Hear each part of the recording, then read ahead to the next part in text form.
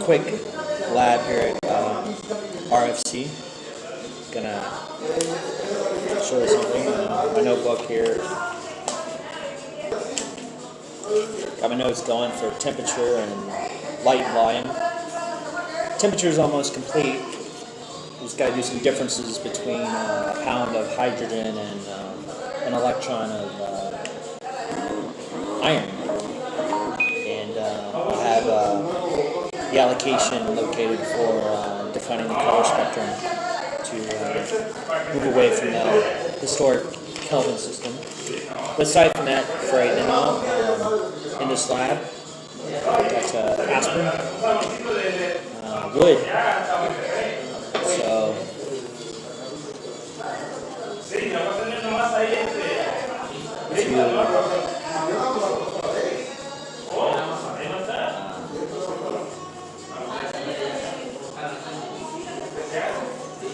cut your piece of wood,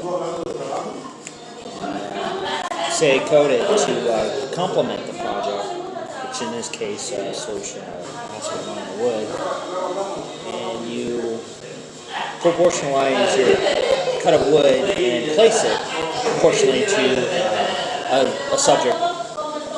You have a dynamic cognition that it's just not reactive, it's also interactive. So you could do that here. And I'm going to draw part of my eyebrow.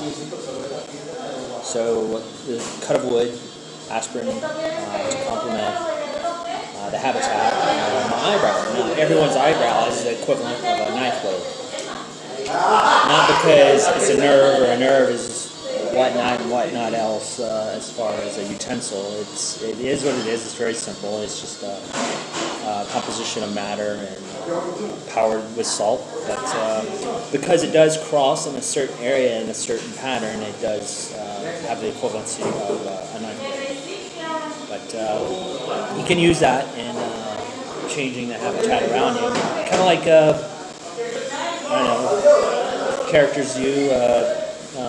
actors do in cartoons or whatever, facial expressions, voice covers and things like that. AI for faces.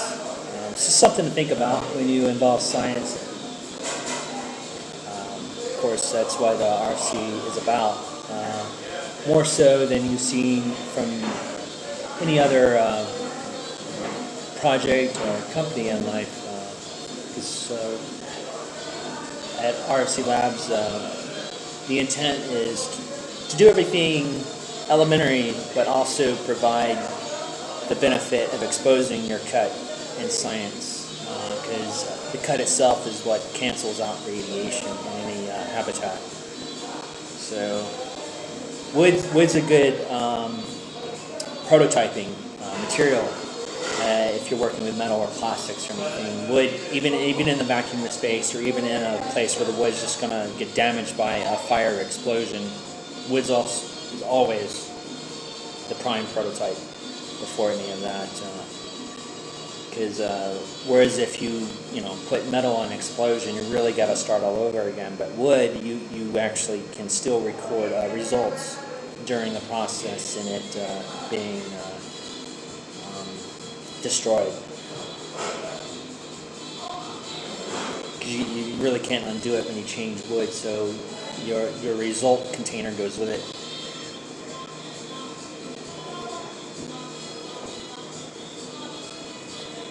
But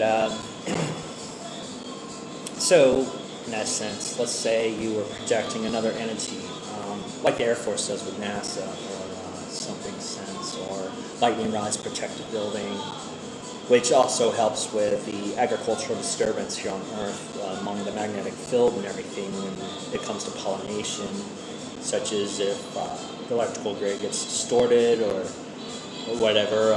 They kind of help minimize that. Of course, that was back in the old day before electricity was extremely mass produced. But we more so need to have those things in a bigger more modern way these days, because there's less and less people doing their own farming, and having the hands-on skills such as this brow and this piece of wood and everything is going to be very important, even if, especially if we're going to colonize the moon and Mars and whatnot one day. But you really got to know how to use kinetics versus energy. So, just proportional habitat structures placed properly, whether you're using it in the field or it's just part of your lab to set up to work on something else, like such as a desk or a shelf. Keep everything plug and play. But anyhow, just got through with my Mexican burrito here. Have a good day out there.